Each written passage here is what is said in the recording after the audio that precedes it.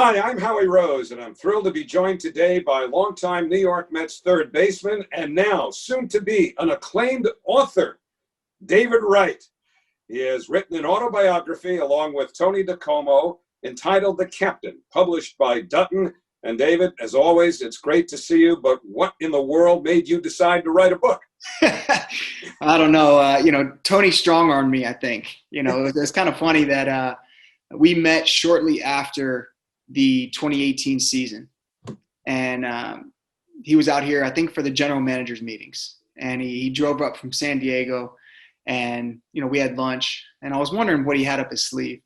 And, he kind of told me, hey, I want to write a book about you. And I kind of laughed, thought he was joking. And he goes, no, really. And you kind of have three options. Either you could not be involved at all, and I'll do my best to, make it good. He goes, you can be involved a little bit, and I'll do my best to make it good. Or you can be involved a lot. It's going to take a lot of time, a lot of, hopefully you can give me a lot of contacts, and, we can make this what I think it's going to be. And, I jumped at the opportunity, not so much to, talk about myself, but to get a chance to sit back and relive some of those awesome memories that I have putting that uniform on. And that's something that I think when I played, I didn't do enough. I was always looking forward to the next challenge or the next opportunity. And I never really sat back and, really immerse myself or immerse myself, in what I was doing at the moment. So to be able to look back, tell these stories, look at old pictures, look at old videos, and kind of explain to Tony what I was thinking in the moment or what was going on, was a really cool experience. And Anthony did a tremendous job. Yeah, one thing you should really feel comfortable with is that Tony was able to make this sound as you read it as though you were speaking. And so this comes off as 100% David Wright. Well, as Tony would tell me, that it's like fifth grade reading level. So yes, I agree with that. He tried to dumb it down for me. Well, one thing that comes across, is that this sounds like you. And you really took us back to the very beginning, which I find particularly interesting because, and you know this, I've told you this before, but we used to talk a lot on the air about how you were obviously very well raised. And that's without knowing your parents. I might have met them once or twice somewhere when they came to see you on the road. But tell me a little bit about the impact that they had on shaping your personality, not only as a ball player, but the way you carried yourself with the media, with the fans. What was their role in that?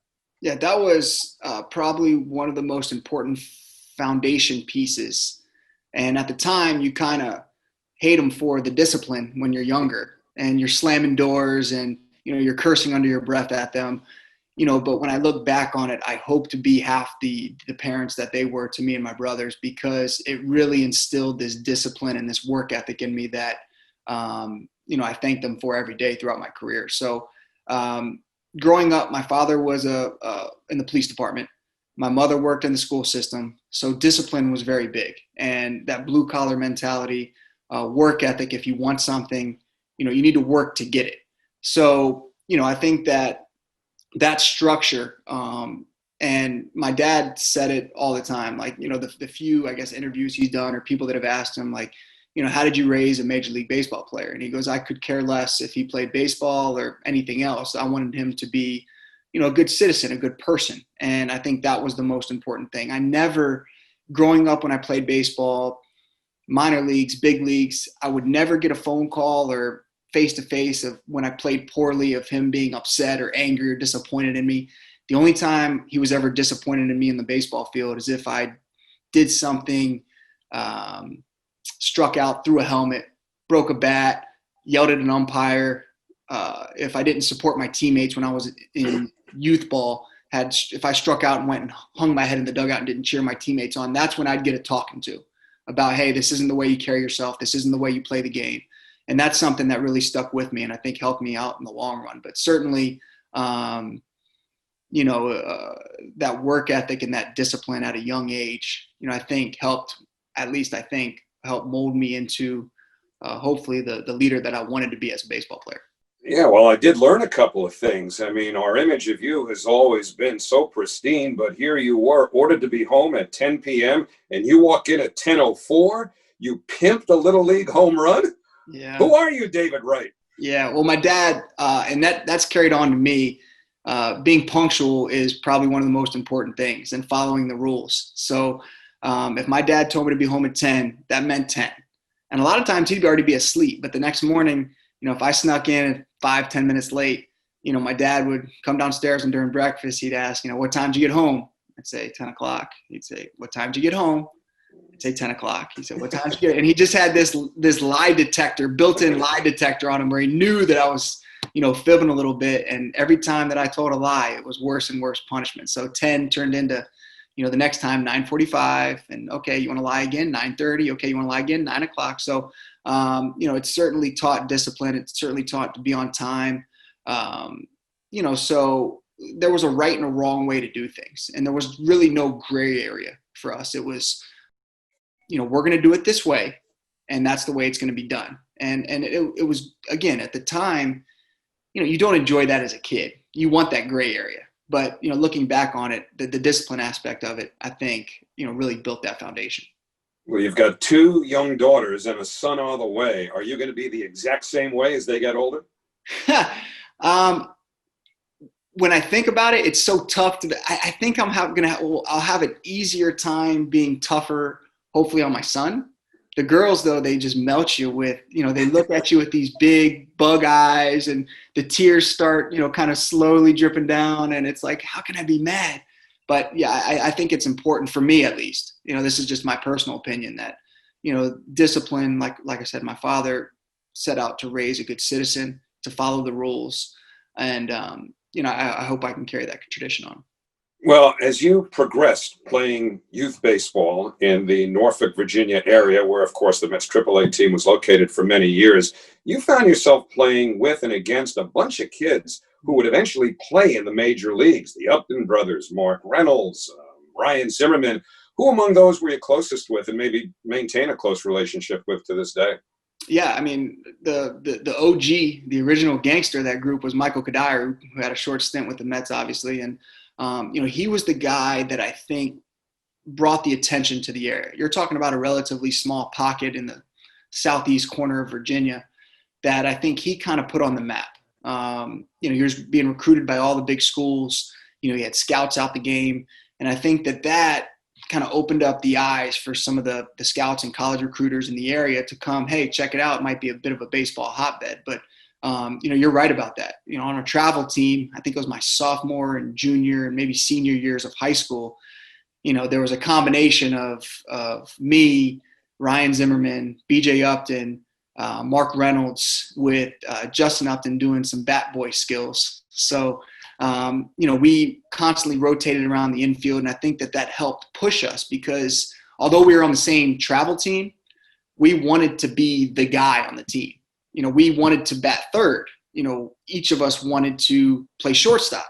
So it was a constant competition amongst ourselves although we were very good friends, very close-knit group, we always tried to outdo each other. We always tried to outwork each other. And I think that ultimately pushed us to become the best players we could. And ultimately all major leaguers, of course, but you had kind of a unique opportunity and not, unique maybe to that group, but you got to play really for your hometown team as you were one step away from the majors. You weren't at Norfolk very long. They had originally been called the Tidewater Ties for people who don't remember. But what was the experience like playing at Norfolk, where you had a lot of friends and family and probably people ringing you up saying, you remember me from second grade? Can I get a couple tickets? Did that happen? Yeah, that was awesome because for me at the time, that was the big leagues for me. Getting called up. So I grew up going to those games. It was probably 15 minutes from where I grew up. So my dad being a police officer, the stadium being in the city of Norfolk where my dad worked, a lot of times they hired off-duty police officers to kind of do security and make sure, nobody jumps on the field, stuff like that.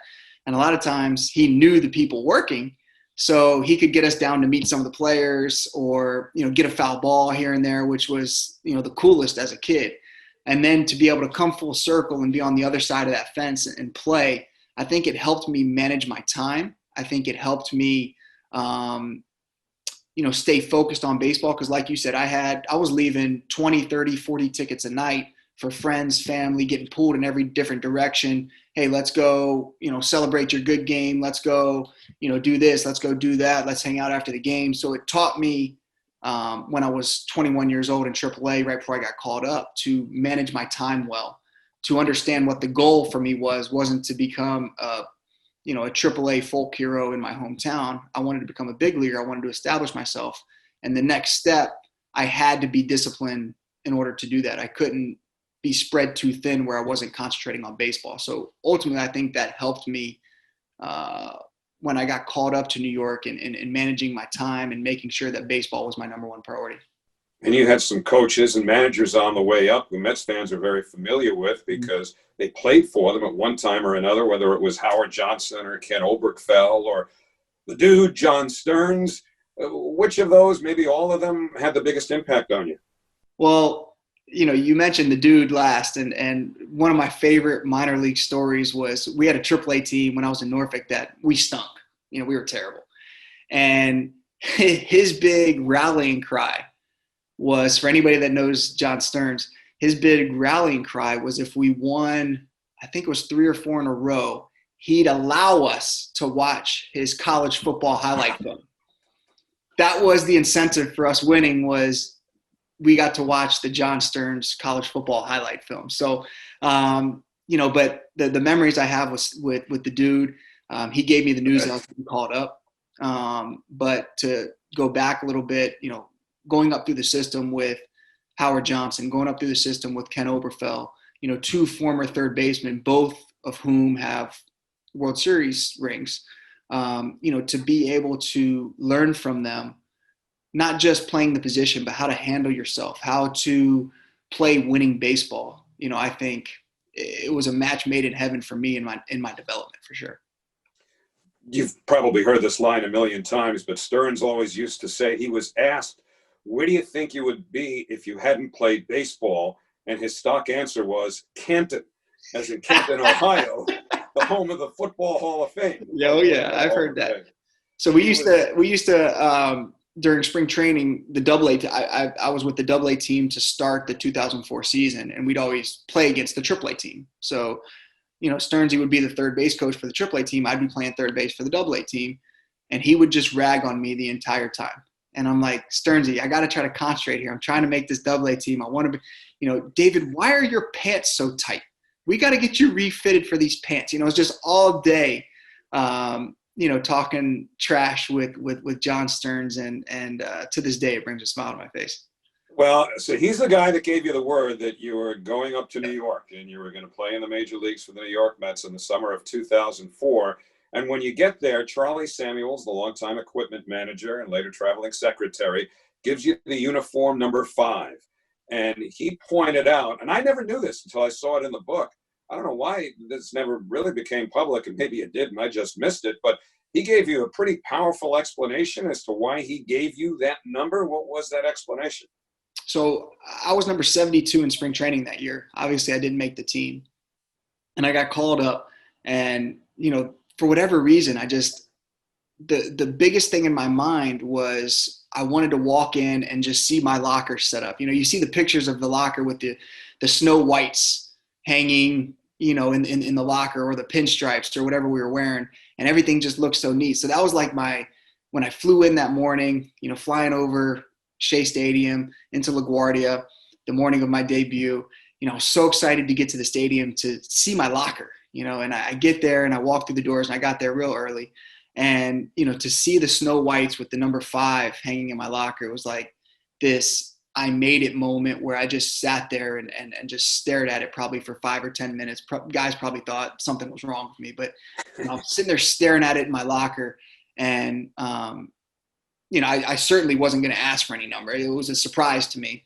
So a few years later, I'm sitting down with Charlie, and we're just talking. I said, hey, quick question. Why was I why'd you pick number 5 for me? That, quite an honor for a young player, single digit. He goes, I got 2 reasons. He says, George Brett and Brooks Robinson. And I said, wow, it caught me off guard. And he said, that's the type of player that, I was hoping that we were getting. And, I apologize for letting him down, but, Yeah. it was really cool to hear him give me that explanation in number 5 for that reason. So you didn't know that until a couple of years later? Yeah, I had no idea. I knew that I had my fingers crossed for number 4. I wore number 4 as an amateur a lot on travel ball and stuff, and they would have no idea that no reason to know that. But Matt Galante Sr. was our third base coach and wore number 4, and he had 100 years in baseball, so I certainly wasn't gonna, go ask him for number 4. So a few years later, I finally got up the courage to go ask Charlie why, and that was the reason. All right, so let's get through that rookie year a little bit. You finally establish yourself, a little bit of a slow start. I remember this road trip in Montreal too, because it's funny. The one thing I remember from this road trip, I guess it was your first big league road trip, is Eric Valent, of all people, hits for the cycle. The cycle. One of those days. Yeah. Yep. But what it took a little while to learn after that was how you were asked to perform some rookie obligations. And Cliff Floyd, one of the great people of all time in this game, was central to that. What did Cliff do, apart from being a nice guy and buying clothes for you and everything? What did you have to do as part of your rookie initiation? Well, as you know, I got called up, and it was a very, very veteran group.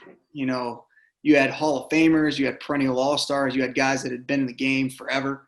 So me being the young guy, I was the source of entertainment on plane rides and bus trips. And, they kind of eased me into it by allowing me to, carry bags, kind of be the mule a little bit, like, with Cliff's bags and Mike Cameron's bags and carrying stuff on the plane. Then it became, hey, there's a microphone on our bus from the airport to the hotel, hop on the microphone and sing us a song. And I'm like, like what song? And any song. So, trying to think of a song on the spot. And then it kind of really hit when we're in Montreal, my first road trip. I had no idea what to wear on the road. So I get on the bus in jeans and some old jeans and flip-flops. Joe McEwing immediately, no. I got some free shoes out of it, so that was good. And then, Cliff took me to the suit store, and we bought some suits in Montreal, or he bought me some suits, I'm sorry. And, I looked at the price tag, and I was like, wait, what? You guys pay this much for suits? So that was cool. But then they took me to a karaoke bar in Montreal, and I had to sing the Top Gun song, "You've Lost That Lovin' Feeling." And, to see the look on the veterans' faces, and I remember Mike Piazza's, that look he had where I was like, I don't know if he's mad at me or if he wants to punch me or if I'm doing well. And, this is a cool moment to serenade Mike Piazza in a Montreal karaoke bar, something that, I'll have that memory for the rest of my life. I would pay, even just for audio, a tape of that performance. Does it exist anywhere? Thank God. I don't think there was social media at the time. Thank God. Yeah. Well, if anybody knows where it is, big bucks. We pay cash. You didn't play for Art Howe very long, but he was your first big league manager and just one of the nicest human beings I've come across in all my years in baseball. What are your basic memories of your first big league manager, Art Howe? That he pulled me aside. At the time, he already knew that he wasn't coming back the following year. And he pulled me aside, I think, the last week of the season. And I had started to establish myself that, that I might be, a possibility to be the third baseman of the future. And he pulled me aside and he said, David, I foresee you being a threat in the middle of the lineup.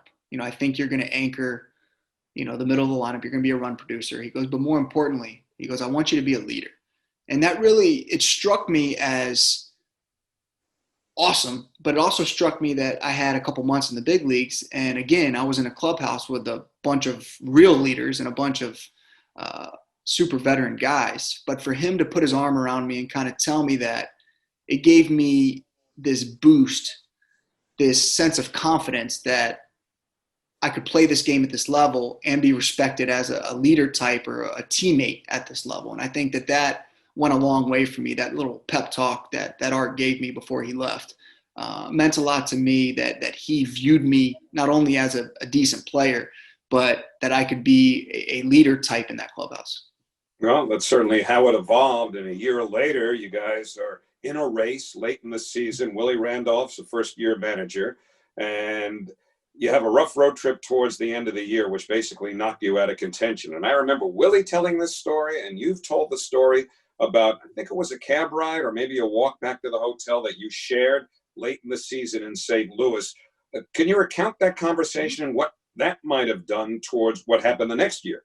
Yeah, Willie took me in from day one. I think he viewed me in a way that was really cool when I think back on it, where it wasn't player-manager relationship. It was like this, big brother, younger brother, father, son.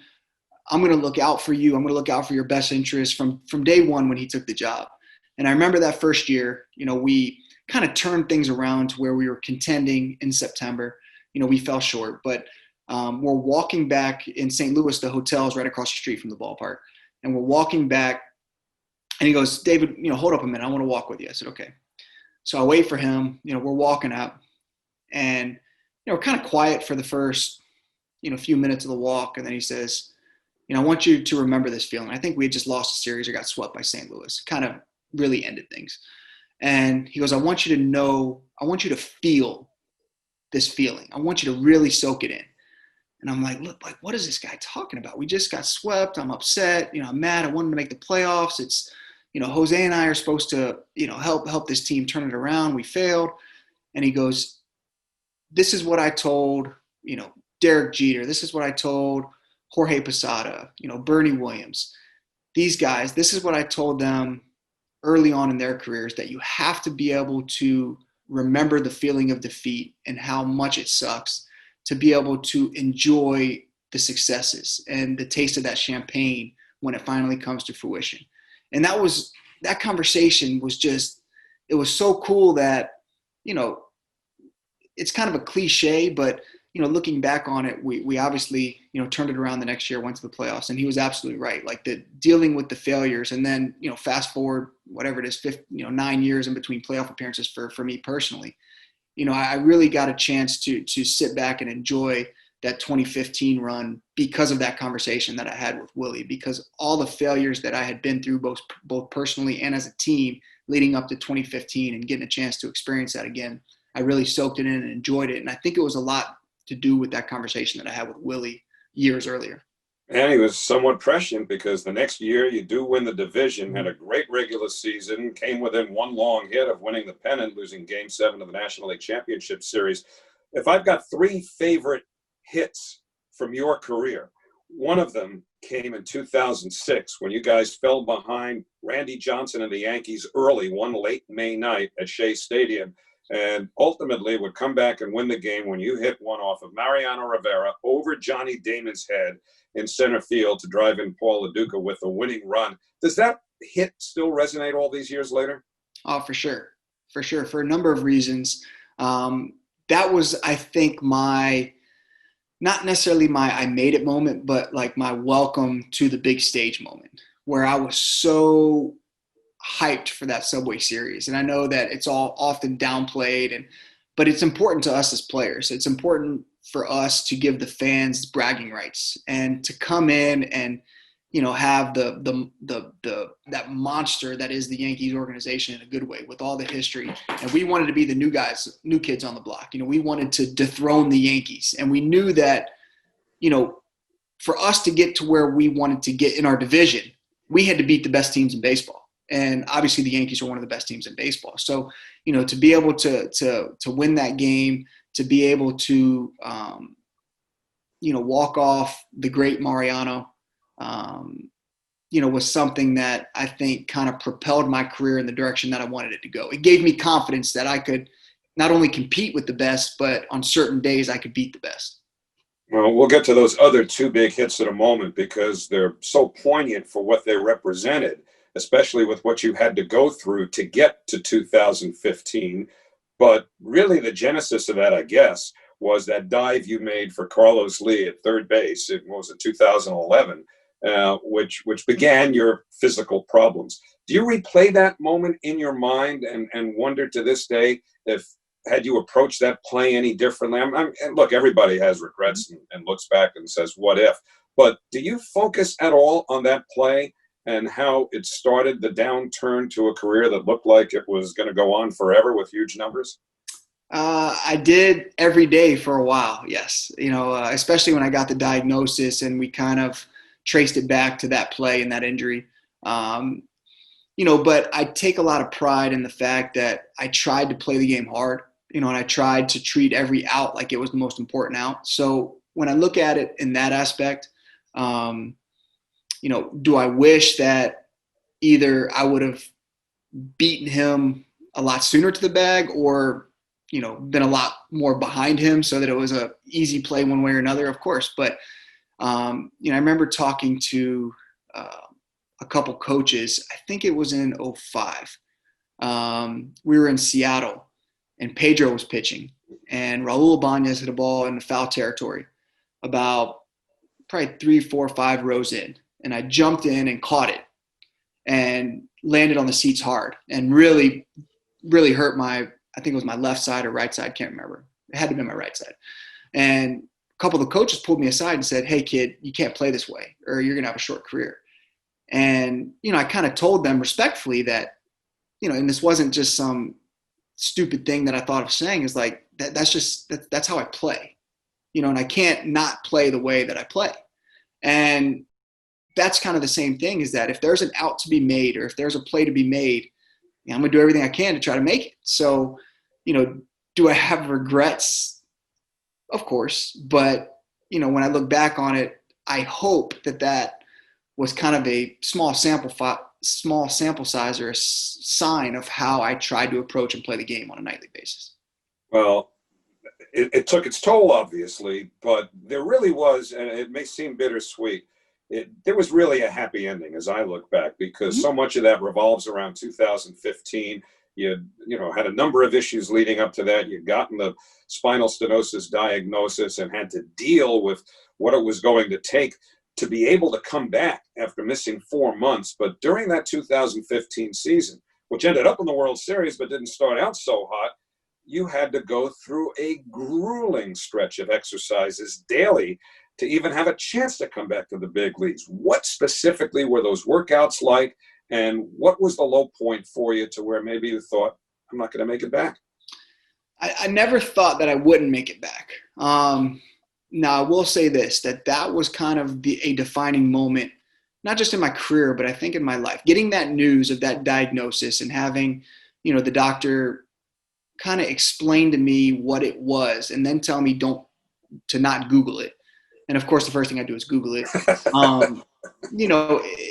To see all the players, not just in baseball, but sports in general, all the careers that it's ended. I told myself at the moment, and granted, it was the beginning of the end physically for me, and ultimately it would end my career. But at the moment, my rallying cry and my mindset was, this is not going to define me. It's not going to define my career. It's not going to define me as a person. And if I go down, and I never had a thought of, this taking me down, but if I do go down, I'm going to go down fighting, and I'm going to do everything I can to make sure that I can make it back. I was doing 2-a-days in rehab. Just not like physically grueling, but so monotonous and so boring and so time consuming, of just doing these exercises to try to strengthen these muscles and to just give yourself a fighting chance. And I got a chance to watch every game or listen to every game. And that pumped me up on a nightly basis. It really did. It pumped me up on a nightly basis because these guys were playing good baseball. I wanted to be a part of it. It looked like they had something special brewing. And that just, when I'm sitting there on my back, not wanting to do these exercises the next morning, I thought about, so-and-so getting a winning hit or so-and-so throwing a gem the night before. And it's like, I want to get back to experience that. And to this day, not even close. The best experience I've ever had on a baseball field is going to the World Series in 2015. I wish it would have ended a little differently. But it to this day, like I just get so excited thinking about, making it to the World Series, winning a pennant, and coming so close to obviously every kid's dream, but to just put that patch on your shoulder, on your hat, and to participate in a World Series, to win the National League, to me it's like a pinch me type moment. Well, before you got to the World Series, there was one incredible moment, and I'm not overusing that word because I told you this right afterwards, and you were nice enough to mention it in the book too, that when you came back in Philadelphia, you had a moment, your first at bat. But I don't think that story can be told without going back about 24 hours to when we, meaning the Mets traveling party, left Denver after playing the Rockies. We show up in Philadelphia, and we know that you're playing the next night. After 4 months and everything you went through, you're in the lineup the next night. So this is going to be a big moment in your life, big moment for Mets fans too. And we get into that lobby, which was one floor up in Philadelphia. And I don't remember what time it was. It was pretty late at night, as I recall. And there you are in full uniform, cap, the whole jersey, the whole pant, everything. I don't even know if you might have had cleats on for all I remember, with boxes of insomnia cookies. How many hours preparation did you put into hatching that plan? And what was your reaction when you saw your teammates? Yeah, you know what? It was, I had to make sure my uniform still fit because, as you go on rehab for a little while, you can gain a few pounds when you're just sitting around kind of eating all day. But, it was funny because I came from Florida from my rehab assignment. So I had my baseball bag with me, which is obviously unusual. Us prima donna baseball players, somebody else carries our baseball bag for us. We don't ever carry it. So I had my baseball bag with me in the room, and I had to get it to our equipment manager, Kevin Kierce at the time still, but that night, so he can get it with the other guys' equipment so they can get my locker set up for the next day. So I go down and, I'm like, man, I'm kind of hungry. And at the time I'm nervous. The nerves are the butterflies are going, and the best thing for nerves is comfort food, obviously. So I probably crushed a pizza beforehand. I'm like, man, I'm still hungry. So I need some dessert. Let's wash it down with some cookies. That's a great idea to, the night before a big day. So I go over to Insomnia, which was kind of our thing. The few years prior, we'd go to Insomnia late and get some cookies after a game. And, so I'm like, you know what? I'll get them for the whole team. And, so I go get a bunch of boxes of cookies, and I'm like, yeah, you know what? The boys might be a little tired.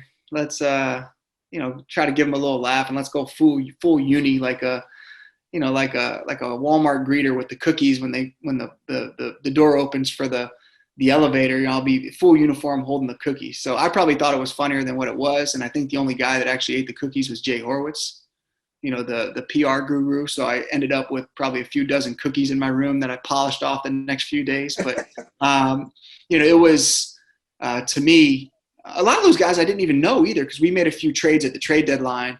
Kelly Johnson, Juan Uribe, that Tyler Clippard, that I didn't know very well personally. So yes. I wanted to make sure that I was down there even without the cookies or full uniform to kind of introduce myself, because Juan Uribe and Kelly Johnson were going to get their playing time cut with me coming back. And, I didn't want to mess anything up. I actually told Terry, I said, hey, do what you got to do. Use me as a whatever piece you need me as. I don't want to interrupt what's going on right now. And he goes, David, I know this. I know, I'll put you in where I think it's the best position for us as a team and you personally to succeed. I said, okay. So what's he do? The next night I'm batting fourth. I'm like, thanks, Skip. Really put the pressure on me. So just a cool moment for me. And like I said, I pride myself in, wanting to get to know my teammates on a personal level. And what better way to do it than with cookies and, act like an idiot for a night. Well, yeah, cookies and then the home run the next night in Philadelphia, which is what I was referring to before when I said I can count on one hand the number of calls that I've made over all these years when, as I was making it, I felt the goosebumps and the chills when you hit one into the second deck in left field at Citizens Bank Park in Philadelphia. As you walked to the plate for that first at-bat in all those months, was it in the back of your mind that that's what you were trying to do, or were you just hoping you'd be able to relax enough to even swing the bat? Well, Philadelphia is a comfortable place for me. So, it worked out well to where, that's where I kind of came back. But with that being said, I was horrendous on my rehab assignment. I was so bad that the kids in A-ball probably thought that they were all going to be 7-time All-Stars at that point, seeing me play, because I was having trouble making plays in the field. I don't think I had an extra base hit in my entire rehab assignment. I think I hit 280 or 300, but it was all a bunch of cheap singles. I was questioning myself at that point. So it's kind of like this, here goes nothing, and to stroll up at the plate and, hear the ovation. A lot of Mets fans came, to that series. The ovation that I got, and just the welcome back by the opposing players, the umpires, kind of put my mind at ease, but my mind was still racing because I wanted to prove myself that I deserve to be hitting number 4 in the 4th spot on this team. I want to prove Terry right for making this decision. I want to make sure that these guys that I'm out here playing with and playing for, that I wasn't given the opportunity, that I'm earning this playing time. So, when the ball came off the bat, it was like this dreamy feeling where I felt like a batting practice that day. It was like I was trying to swing it, 200 miles an hour. And it was one of the worst batting practice rounds I'd ever taken. And it added to the pressure of that night. But that swing, it was just nice and smooth. When kind of the middle of the bat hits the ball, it's like this effortless feeling and this sound that, you have dreams about. And when the ball took off, this just weight that I put of the world on my shoulders felt like it just melted away. Running around the bases, the first thing I do, I'm giving high fives. I'm probably taking guys' hands off in the dugout because I'm so excited. I'm so jacked up.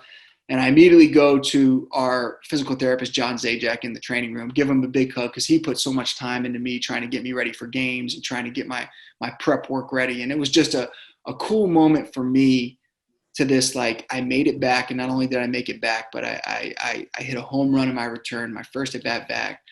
So now let's forget about everything else and let's go win a pennant. Let's go win the division. Let's go, get back to kind of some normalcy for me personally. And 2 months later, you hit a home run at Citi Field in the World Series. How do you balance the home run in Philadelphia with the home run in the World Series? Which one meant more? Certainly the World Series homer, because I grew up as a kid with my dad and my grandfather in the backyard, like, you're in the World Series, game 7, although, we didn't make it to game 7, but, 3-2 pitch, here it comes, whack, homer, David hits a home run in the World Series. And that was playing through my mind the entire time running around the bases after I hit the homer. And I don't do this often, but I allowed myself to kind of look around and see the fans and see my family and friends that were there and kind of soak in the moment for a couple minutes. As I crossed home plate, I looked up to my family, friends. As I'm going into the dugout, I kind of looked up into the, second and third decks, and seeing that place rocking, to this day sends chills up my spine. But, for a couple minutes after that, I allowed myself to just enjoy the moment and look around and try to take these feelings, because I knew that I was going to bottle them up with me for the rest of my life. So as good as the homer felt in Philly for me personally, there's nothing like hitting a home run in the World Series. Well, 2 final things. We haven't really touched on the guy you referred to a moment ago, the manager of those 2015 National League champs, Terry Collins. You played longest for him. What was his impact on you? Oh, I love Terry. I really do. To be able to be around Terry for as long as I learned so much about baseball and so much about leadership and so much about intensity. I think, and I'm probably guilty of this, there were times where I showed emotion, but I think that baseball is to be played with intensity and emotion. And I'm not saying try to show people up or embarrass people, but Terry brought that intensity every day. And, for him to be around and just talk baseball with him, as you are well aware, you talk a little baseball with him on a casual Tuesday, he gets red in the face. He starts sweating. It's just like talking baseball with him is an epic deal. So, he taught me so much about some of the veteran guys, some of the Hall of Famers that he coached in the past.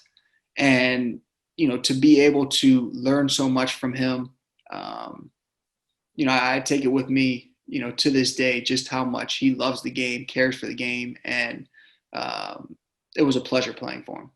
One of the gifts in my career, too, was all the years of just talking baseball with him, exactly what you're talking about. That was just fantastic because he's in a class by himself, Terry Collins, as far as I'm concerned. But we've got to reflect on your final night, which in a lot of ways was a triumph because of all that you had to do to get to that point. And I know that it didn't look good for a while that you'd get back on a baseball field in 2018, but you did. And what was the genesis of the plan to have that one final night where you got a couple of at-bats at the end of the 2018 season? Well, this was, once, I kind of finally, it was always for me that my mind could tell me I could do it, but my body was telling me I couldn't do it. So once finally my mind kind of matched my body and I just knew that I couldn't do it physically. As everybody saw, like I was emotional about it because every athlete wants to write their own ending, wants to go out on their own terms. And I'll never forget, Jeff Wilpon flew out to LA and, I asked to speak with him. We went into the manager's office, closed the door, and like I started crying and I told him that I just can't do it. Like I can't make it through 9 innings. I can't dive for balls at third base. I swing and miss or check swing and it hurts me for days. I said, and I know this is a big but and a huge request, but please allow me to play one more game, selfishly for, my daughters, for my family, but also for me. I want to say thank you to the fans. I want to say thank you to the organization. I want to say thank you to the city for the support that I received over the 14 or 15 years. And that's a big ask, especially for, someone that hadn't played in whatever it was, a year and a half, 2 years. And he said, David, I promise you that I will do everything in my power to make this happen.